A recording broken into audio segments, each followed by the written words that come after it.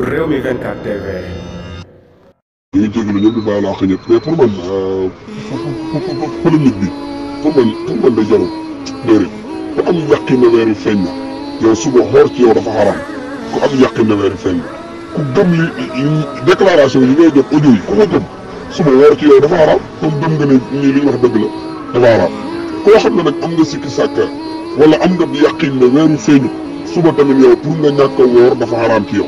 pour nga lekk naan dafa xaram ci yow. wax dëgg yàlla parce que Sénégal am na ay pays yu bëri ñoo bokkoon war ndool si bi mais y a d'autres pays dans le monde yoo xam ne samedi la ñuy wari bëri na ci àdduna bi dëkk yoo xam ne samedi la ñuy wari bu Sénégal rek moo ne dafay wari samedi ñenn wala certaine benn partie ci Sénégal ñoo ne dañuy wari samedi c'est que nag li problème rek mooy dëkk yooyu ne dañuy wari samedi ñoom ñëpp samedi la ñuy waree ndoo Sénégal nag dana am ñu wari suba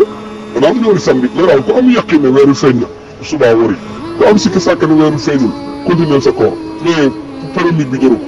man de wax dëgg yàlla sama diggante yàlla depuis 15 ans man déglu ma benn commission déglu ma benn xalifa bu naan moo waral wala wari wala benn commission bu nekk benn xalifa bi depuis très longtemps man scientifique yi laay déglu depuis 15 ans scientifique yi laay déglu ci weer wi au point au tiré buñ ne daa weer wi day feeñ sur tel mu tombé bésu weeru koor damay or bu suñu bu adduna bi yëpp xoorutul man damay wax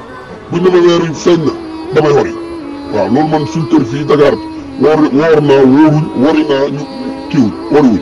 man déglu ma commission non non scientifique yi laay déglu man fi mu ne weeru koor wi scientifique yi laa ci déglu parce que ñoom fi mu ne ñun weeru koor yi ak wooreeg Tabaski lañ koy réglé ñoom nag 24 heures sur 24 7 jours sur 7 12 mois sur 12 66 jours yi nekk ci àdduna bi 366 jours yi nekk ci àdduna bi yëpp chaque jour ñu ngi topp weer wi fu muy dugal fu muy génn kañ lay commencé kañ lay jeex loolu mooy seen liggéey man ñooñu dama leen di doyloo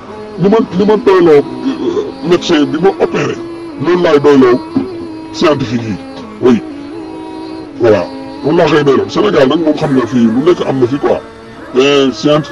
scientifique yi wax ah man de gis lu ko démontré ah